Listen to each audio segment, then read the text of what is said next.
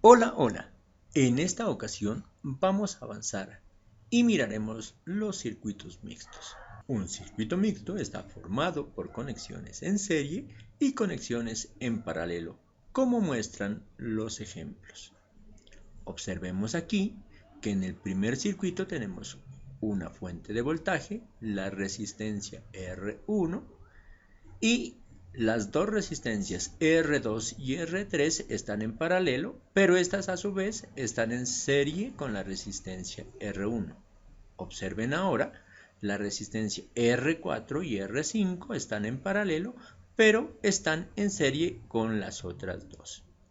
Asimismo, en el circuito de la derecha observamos una fuente de voltaje V1, una resistencia R1, conectada luego en paralelo, observen aquí, con la resistencia R2 y luego una resistencia R3 también conectada en paralelo. Pero esta resistencia está en serie con las resistencias R4 y R5, las dos están en paralelo. Luego aparecen las resistencias R6 y R7 en paralelo. Para reducir esto vamos a proceder de la siguiente manera. En el primer circuito veamos cómo se procede. Primero, se reduce las resistencias R2 y R3 obteniendo una resistencia 1 equivalente. Luego, se reducen las resistencias R4 y R5 que están en paralelo obteniendo una resistencia R2 equivalente. Pasamos a un circuito equivalente donde colocaríamos la resistencia R1, la resistencia R1 equivalente y la resistencia R2 equivalente. Obsérvese aquí que R1, R1 equivalente y R2 equivalente se conectan en serie.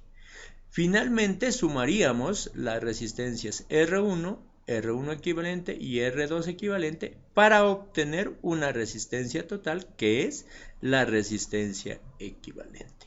De esa manera encontraríamos la solución a este circuito. Veamos un ejemplo con valores del desarrollo anterior.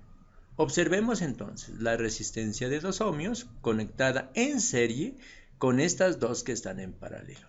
Recordemos, como estas dos resistencias están en paralelo, sumamos sus inversos, nos queda entonces un cuarto más un cuarto. Nos da 2 cuartos. Al invertirlo nos queda 4 dividido entre 2, por lo que la primera resistencia equivalente será de 2 ohmios, como se muestra acá en el desarrollo.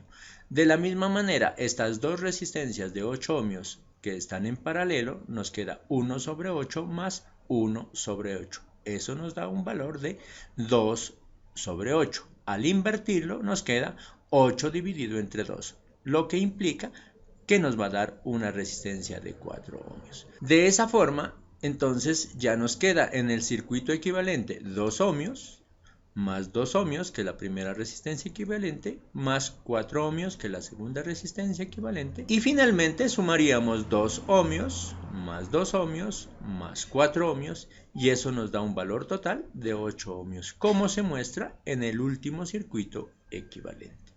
Ahora, después de haber encontrado la resistencia equivalente y sabiendo que 16 voltios es el valor de la fuente, obtenemos la corriente como 16 voltios dividido entre 8 ohmios. Eso nos da 2 amperios. De esa forma queda resuelto el circuito. Y eso es todo lo que nosotros debemos hacer para solucionar este tipo de circuitos mixtos cuando aparecen de esa forma. Nos vemos en la próxima.